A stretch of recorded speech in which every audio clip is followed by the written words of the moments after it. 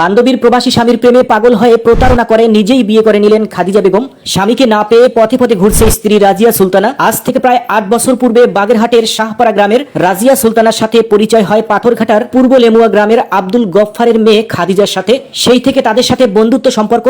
রাজিয়ার বিয়ে হয় রাজবাড়ির কল্যাণপুর গ্রামের হাসান খানের সাথে। বিয়ের কিছুদিন পর হাসান খানের পরিচয় হয় রাজিয়ার বান্ধবী খাদিজার সাথে। আস্তে আস্তে খাদিজার সাথে সম্পর্কে জড়িয়ে পড়েন হাসান খান। প্রেমের এই সম্পর্ক এক সময় বিয়ে করে নেন হাসান ও খাদিজা। এরপরে শুরু হয় দুই বান্ধবীর মধ্যে দ্বন্দ্ব। আমার নাম হচ্ছে রাজিয়া সুলতানা, আমার বাড়ি হচ্ছে বাগেরহাট জেলা ৯ নং ওয়ার্ড শাহপাড়া থানা জেলা বাগেরহাট। পাথরঘাটে আসছি এখানে যে আমার সাথে একটা প্রতারণা হয়েছে, সেই প্রতারণার জন্য আমি এই পাথরঘাটাতে আসছি। প্রতারণা করছে। আমি 17/7/2023 সালে আমি সৌদি আরবে গেছিলাম, একটা কোম্পানিতে গেছিলাম এবং ওই কোম্পানিতে থাকা অবস্থায় আমার ওইখানে আমার এই বর্তমান যে হাজবেন্ড, ওনার সঙ্গে আর কি। আপনার কি আগে হাজবেন্ড ছিল? আমার আগের হাজবেন্ড ছিল, সেই ঘরে আমার দুটো বাচ্চাও আছে এবং সে হাজবেন্ডের সঙ্গে আমার 17 সালেই ডিভোর্স হয়ে যায় এবং সে একজন মুসলিম ধর্ম ছেড়ে হিন্দু ধর্ম গ্রহণ করে। এই কারণে আমি তার ডিভোর্স করে দিই এবং সেটা সামাজিকতা এবং পারিবারিক ভাবে। এই ঘরে আপনার দুটো সন্তান আছে? হ্যাঁ, আমি তাদেরকে নিয়ে অনেক কষ্ট ক্লাসে আমি আমার বাবার বাড়িতে থাকি। তারপরে আমি একবার 17/7/2023 সালে আমি সৌদি আরব যাই। যাওয়ার পরে ওইখানে আমার এই বর্তমান যে হাজবেন্ড, এর সঙ্গে আর কি আমার পরিচয় হয়। হওয়ার পরে বিভিন্ন প্রলোভন দেখাই আসে, আমাকে বলে যে এখানে তো বেতন কম, তুমি আমার কোম্পানিতে আসো, আমার এখানে কোম্পানি আছে 1800 রিয়াল বেতন। তো আমি চিন্তা করলাম যে আমি 700 রিয়াল বেতন পাই, আমি নিজে খাবো না, আমি দেশে পাঠাবো। আমি সেই তাগিদে আমি তার প্রলোভনে পড়ে আমি তার সঙ্গে পালিয়ে যাই কোম্পানির থেকে। পালিয়ে যাওয়ার পরে সে আমাকে একটা জায়গায় নিয়ে যায় এবং সেখানে আরো অনেক মেয়েরা কাজ করে তার আন্ডারেই। তো সেখানে যাওয়ার পরে বিভিন্ন রকম প্রলোভন দেখায়। তারও আগে একটা বিয়ে ছিল, সে বউ নাই, একটা বাচ্চা আছে। এভাবে বিভিন্ন ভাবে সে আমাকে আমার মনটা আর কি নরম করতে থাকে। তা আমি এক পর্যায়ে চিন্তা করলাম যে যেহেতু আমার হাজবেন্ড নাই, আমি 8 বছর বিবাহ বসি নাই, তা আমি সেক্ষেত্রে আমি তাকে মাইনে নিই এবং স্বামী স্ত্রী ভাবে আমরা আল্লাহ রসুলের সাক্ষী করে ওখানে 3 জন সাক্ষী রেখে আমরা দুইজনেই বিবাহ করি এবং সেইভাবেই আমরা সংসার করতে থাকি সৌদি আরবে। প্রায় 1 বছর উতরে যাওয়ার পরে 14 মাসের সময় গত 30/11 ডিসেম্বরে আমি দেশে চলে আসি। দেশে আসার পরে সে বিভিন্ন ভাবে আর কি আমার সঙ্গে বিষয়টা কি এড়া যায়, আমার সঙ্গে তেমন একটা যোগাযোগ রাখে না।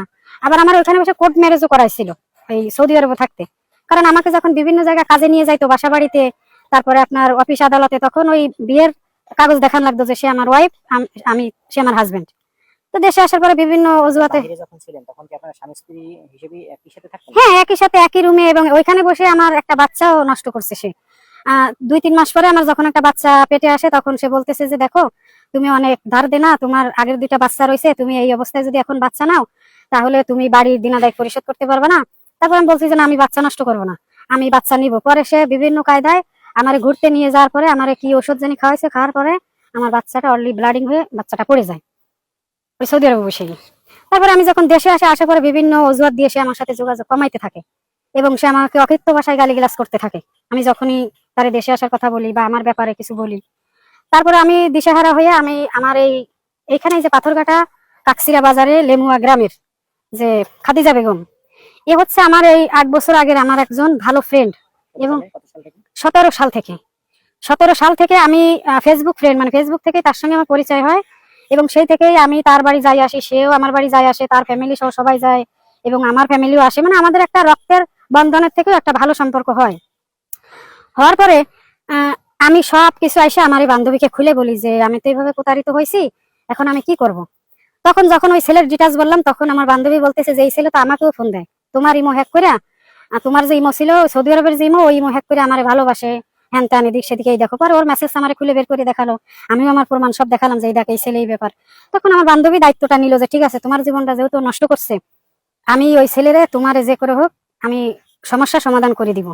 পরে সেইভাবে ওই ছেলের সঙ্গে কথা বলেও আমার বিষয়ে সবসময় কথা হয় যে আমার কাছে প্রমাণও আছে যে মেয়ে বলতেছে ফোনে যে আপনি যে তারা ইউজ করলেন, তার একটা বাচ্চা নষ্ট করলেন, আপনার তো বৈধ হয়ে গেছে তারা বিয়ে করা, যেহেতু সে একজন নারী, ইসলামিক দৃষ্টিতে তো সে তারে আপনার কবুল করতেই হবে।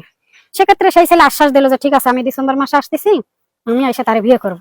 কিন্তু এটা করতে করতে তারা দুইজন প্রেমের দিক চলে যায়, তারা অবৈধ সম্পর্কের দিক চলে যায়। মাস গেলে মনে করেন খাদিজারে 20,000 30,000 টাকা দেয়। টাকার দেখে মনে করেন যে খাদিজা সম্পূর্ণ আমাকে দেওয়া যে প্রতিশ্রুতি, এটা সম্পূর্ণ খাদিজা ভুলে যায়। ভুলে যাওয়ার পরে খাদিজার বাবা মা এক প্রকারে খাদিজারে বলে যে এই ছেলে তো একটা সোনার হরিণ, তুই কেন এই সোনার হরিণ হাতছাড়া করবি? তুই একটু দেখতে শুনতে কালো, বা তোর বয়স অনেক 26 বছর, তোর কোনো জায়গায় বিয়ে হয় নাই, ছেলে দেখতে শুনতেও ভালো, টাকা পয়সাও আছে, তো বান্ধবীর জন্য তুই কেন লড়াই করবি? তুই নিজেই বিয়ে করে ছেলেরে। তখন কিন্তু খাদিজার মন মানসিকতা চেঞ্জ হয়ে গেল, কিন্তু এর আগে খাদিজার মন মানসিকতা ভালো ছিল, কারণ আমি ওর সঙ্গে 8 বছর চলেছি ফিরেছি, আমি জানি যে খাদিজা কেমন। যখনই তার বাবা মাইকে বললো যে এই তো একটা সোনার হরিণ, বান্ধবীর জন্য না দৌড়ে নিজের জন্য দৌড়া। তখন এই ছেলে ডিসেম্বর মাসে আসবে, আমি খাদিজার এসে বললাম যে ছেলে তো আসতেছে, ঠিক আছে আমিও আসতেছি। খাদিজা আমার বাড়ি 1 সপ্তাহ আগেই চলে গেল, মানে আমার বিয়ের সাক্ষী। এদিকে কাজীর এখানে আগেই 2-3 মাস আগেই ওই ছেলে আমার দিয়ে সবকিছু লেখাই টেখাই রাখছে, শুধু ছেলের সিগনেচারটা বাকি ছিল। পরে ছেলে আশা করে আমরা 3 জনে 12 যারা সাক্ষী ছিল তাদেরকে নিয়ে পিরোজপুর কাজী অফিসে আসলাম। আশা করে ওইখানে খাদিজা আমার বিয়ের সাক্ষী হলো, আমার বান্ধবী, বা আমার আরো ফুফাতো বোন আছে, নিজের বোন একজন আছে। কিন্তু ওইখানে কাজী আমার কাছ থেকে আরো একটা খাতায় সই নিছে। তখন আমি সইটা দিছি, দেওয়ার পরে আমি কাজীরে জিজ্ঞাসা করছি যে এই খাতায় তো লেখা আছে যে বিয়ের সাক্ষীর স্বাক্ষর, তা আমি তো খুব কর না, তা আমার আবার কিসের ই নিলেন, আমি এটা জানতে চাই। তখন সে বললো যে অত বেশি বোঝা ভালো না, এই খাতা উপর মহলে চলে যায়, 2টা খাতা রেজিস্ট্রির।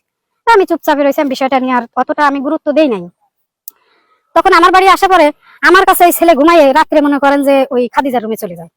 তখন আমি বিষয়টা একদিন করলাম যে তুমি ওর রুমে আসলে কেন? তখন সে বললো যে বেশি তুই বাড়াবাড়ি করবি না, তাহলে একেবারে মনে কর সৌদি আরব চলে যাবো, সিম টিম সব বন্ধ করে দেবো, আমার আর পাবি না, আমি ওরও বিয়ে করছি। তা আমি বিষয়টা নিয়ে যদি তখনই মনে করেন চেঁচামেচি করি, তাহলে আমার বাড়ি বাবা মা ভাই বোন আত্মীয় স্বজন সবাই বিষয়টা নিয়ে হাসাহাসি করবে, এই জন্য আমি বিষয়টা এড়ায় যাই। এবং এটা নিয়ে আমি একবার মনে করেন যে গলায় দড়িও দিতে গেছি, তখন আমার হাজবেন্ড আমারে ঠেকায় এবং খাদিজা, দুইজনে আমার ঘরে বিষয়, এগুলো আমার বোনেরা টের পাইছে। টের পাওয়ার পরে খাদিজা আমার পা জড়ায় ধরছে, ধরে বলছে যে দেখো তুমি যা ভাবতেছো তা না, আসলে আমার তো কোনো জায়গায় বিয়ে হয় না, ও আমার অনেক জবরদস্তি করছে, যার কারণে আমিও বিয়েটা করছি, আমার তো কোনো জায়গায় বিয়ে হয় না, তুমি বিষয়টা নিয়ে আর এই করে না। আমার এলাকায় তুমি 8 বছর ধরে যাও, এগুলো যদি সবাই জানে তাহলে সবাই আমারে মাথায় নাড়া দেবে যে তুই তোর হাজবেন্ড বান্ধবীর হাজবেন্ডে কি করে বিয়ে করলি, তুমি বিষয়টা মাইনে না। আর আমার হাজবেন্ড আমার বললো যে তুই যদি মাইনে না নিস তাহলে মনে কর আমি সৌদি আরব চলে গেলে আমার আর পাবি না, কাবিন দিয়ে দিয়ে পানি খাস।